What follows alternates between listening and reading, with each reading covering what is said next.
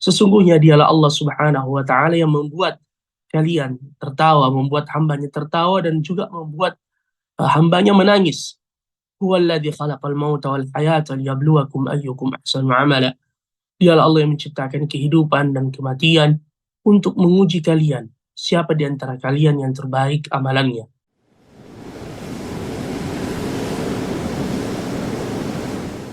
Ruas TV, rutin walaupun sedikit. Bismillahirrahmanirrahim. Alhamdulillahirabbil alamin.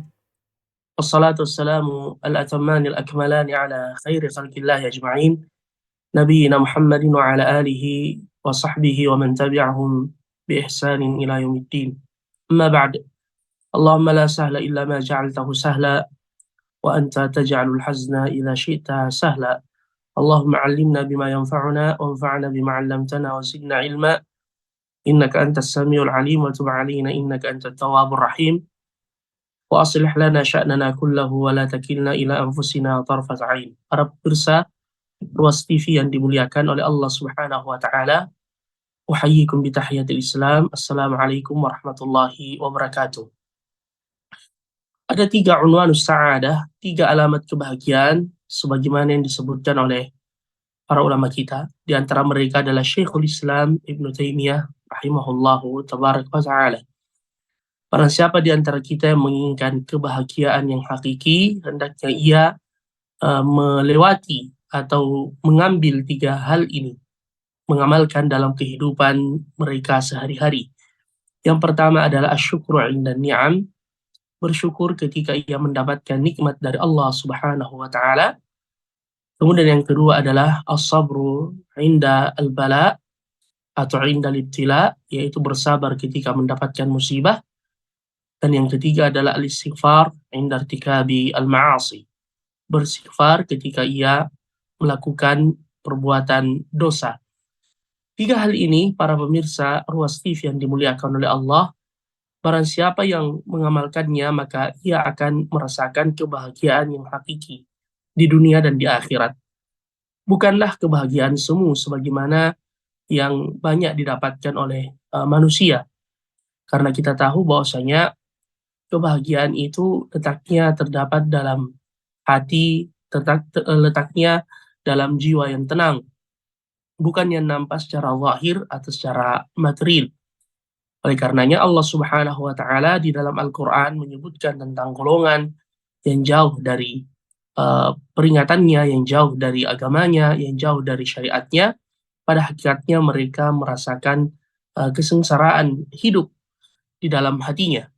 Allah Subhanahu wa taala berfirman di dalam Al-Qur'an, "Wa man a'rada 'an dzikri fa inna lahu ma'isyatan dhanka." Barang siapa yang berpaling dari perikatanku, maka ia akan mendapatkan kehidupan yang sempit. Adapun ketika kita mengamalkan 3 hal yang kita sebutkan tadi, maka insya Allah siapapun kita, dimanapun kita berada, berapapun jatah rezeki yang Allah berikan kepada kita, karena dialah Allah yang melapangkan rezeki bagi sebahagian hambanya dan menyempitkan bagi sebahagian yang lain. Wallahu yabsutur rizqa liman yasha'u wa yaqdir. Dialah Allah yang membentangkan rezekinya kepada sebahagian hambanya dan mempersempit kepada sebahagian yang lain. Nahnu qasamna bainahum ma'isyatahum fil hayati dunya. Kamilah yang membagi-bagikan ma'isyah, kehidupan manusia, di antara hamba-hamba kami di dunia.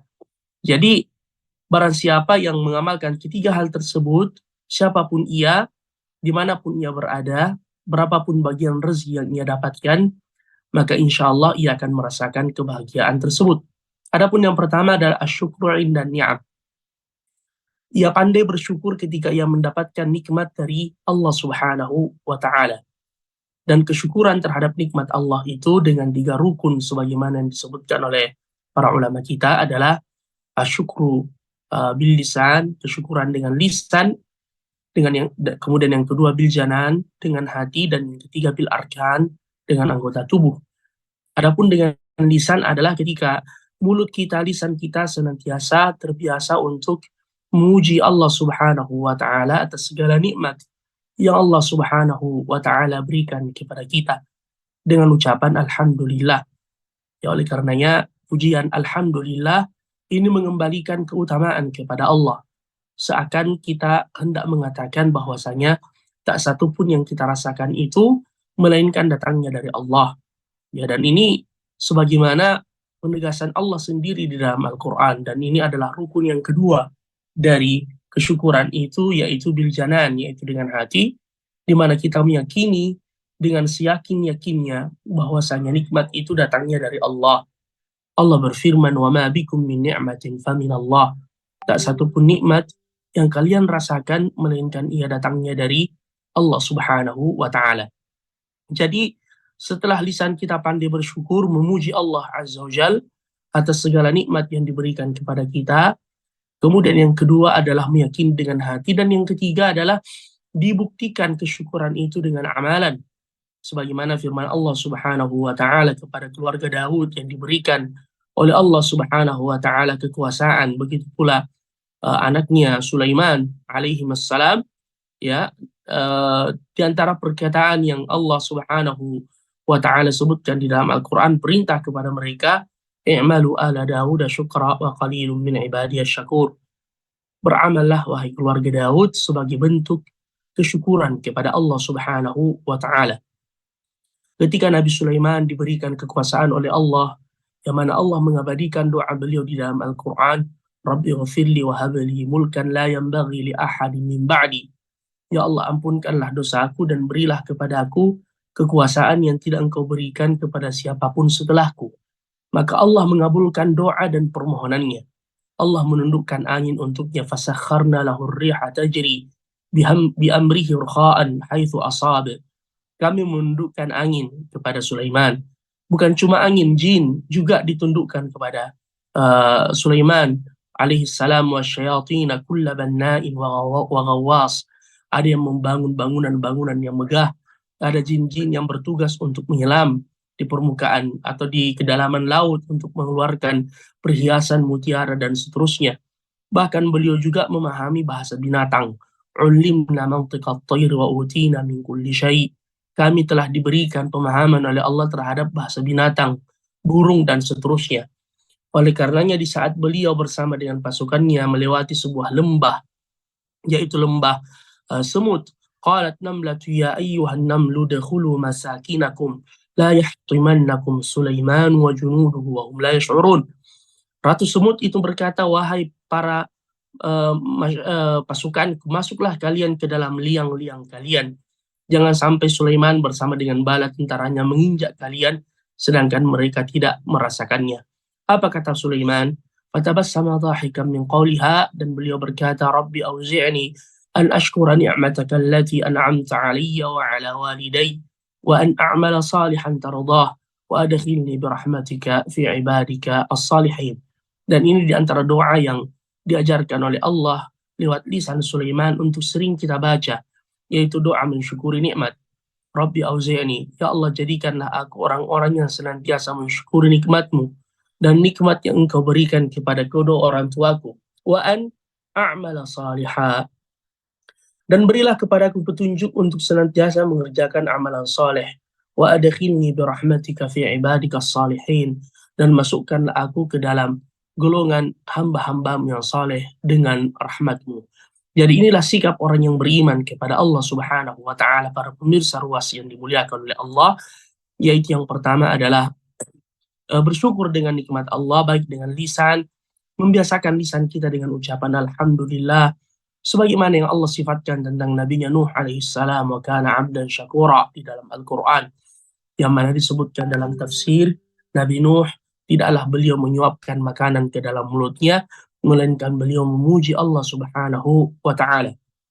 Kemudian yang kedua yaitu dengan hati yang senantiasa semakin terpaut dan dekat dengan Allah Azza wa Jalla dengan nikmat tersebut.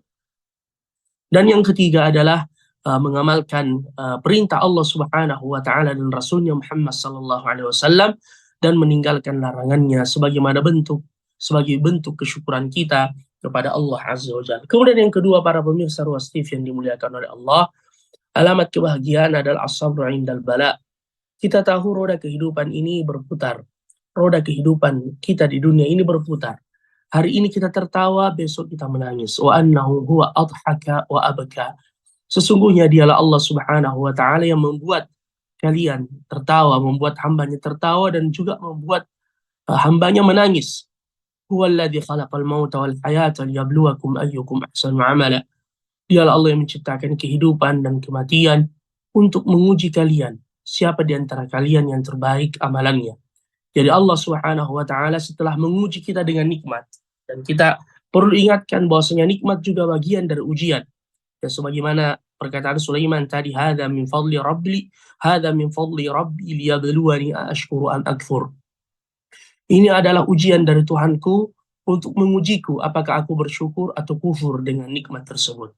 Dan yang kedua, ya adalah sesuatu yang dibenci oleh diri kita secara tabiat, secara fitrah kita sebagai manusia. Ya tentu ujian-ujian yang datang kepada kita, musibah dan bencana adalah sesuatu yang kita tidak inginkan. Tetapi ketika seorang hamba kemudian bersabar dan ia ridha, berserah diri kepada Allah Subhanahu wa taala, maka ujian itu ya akan menjadi baik baginya. Ujian itu akan mengangkat derajatnya. Ujian itu akan menghapuskan dosa-dosanya. Dan ini sebagaimana penegasan Allah Subhanahu wa taala di dalam Al-Qur'an. Allah berfirman, "A'udzu billahi minasyaitonir rajim wa lanabluwannakum bisyai'in minal khaufi wal ju'i wa naqsin minal amwali wal anfusi wath thamarat."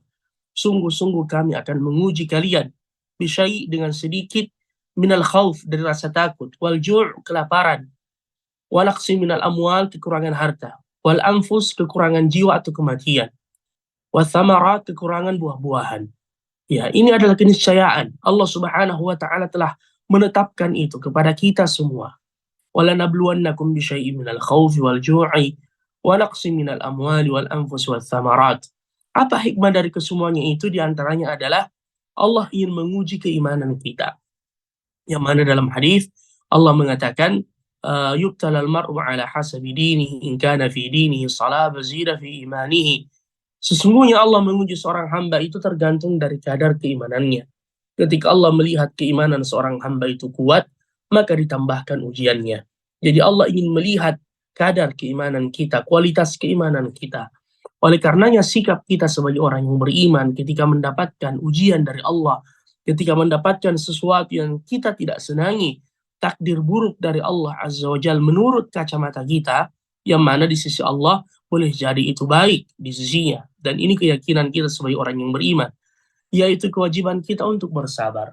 Dan yang dimaksud dengan kesabaran adalah habsun nafs, menahan jiwa, menahan diri kita untuk ridha dengan takdir Allah Azza wa Jalla, dan menahan diri kita dari sifat mengeluh, atau menahan diri kita dari perbuatan-perbuatan yang bisa mengundang kemurkaan Allah Subhanahu wa taala.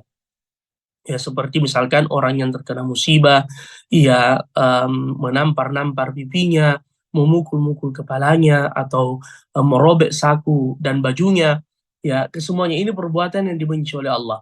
Sebagaimana dalam hadis Nabi sallallahu alaihi wasallam, "Laisa minna man latama al-khududa wa syaqqal juyuba wa da'a bi da'awal jahiliyah."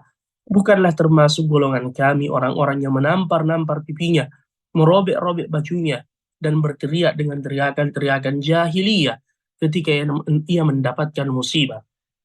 Lalu apa yang ia lakukan? Ia bersabar. Ia ihtisabul ajr, mengharapkan pahala dan ganjaran di sisi Allah. Ia berkeyakinan bahwasanya musibah yang menimpanya adalah ketetapan Allah. Ia berkeyakinan bahwasanya setelah kesulitan ada kemudahan. Inna ma'al usri yusra. Sesungguhnya di balik kesulitan itu ada kemudahan. Kemudian ia menyabarkan dirinya, menahan lisannya dari perkataan yang dimurkai oleh Allah. Bisa dia bersedih, bisa dia menangis. Hal itu bukanlah sesuatu yang dilarang. Tetapi ia menahan perbuatannya. Ia menahan lisannya untuk kemudian mengeluarkan perkataan yang menunjukkan ketidakridhaannya dengan apa yang telah ditentukan oleh Allah Subhanahu wa taala. Orang-orang yang seperti ini akan mendapatkan apa yang dijanjikan oleh Allah di dalam Al-Qur'an, wa basyirus sabirin, dan berilah kabar gembira kepada orang-orang yang bersabar, alladzina idza asabatuhum musibah, yaitu orang-orang yang ketika ia tertimpa musibah ia berkata, inna lillahi wa inna ilaihi raji'un. Sesungguhnya segala sesuatunya datang dari Allah dan segala sesuatunya akan kembali kepada Allah. Apa balasan untuk mereka? Allah mengatakan, ulaika alaihim salawatu min rabbihim wa rahmah wa ulaika humul muhtadun. Mereka adalah orang-orang yang akan mendapatkan selawat. Selawat dari Allah adalah pujian dari Allah. Sebagaimana kata Abu Aliyah, rahimahullah, fil mala, di tempat yang terpuji di hadapan para malaikat.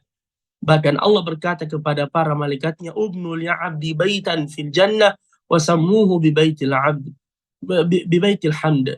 Bangunkan untuk hambaku sebuah istana di dalam surga dan berilah nama istana itu dengan rumah pujian. Karena hamba itu memuji Allah Subhanahu wa taala ketika ia mendapatkan musibah. Jadi Allah mengatakan ulaika alaihim salawatu min rabbihim wa rahmah, mendapatkan rahmat dari Allah Azza wa Jal, wa ulaika humul muhtadun, dan juga mereka mendapatkan hidayah dan petunjuk dari Allah Subhanahu wa taala. Termasuk dengan musibah itu dosa-dosanya akan diampunkan oleh Allah.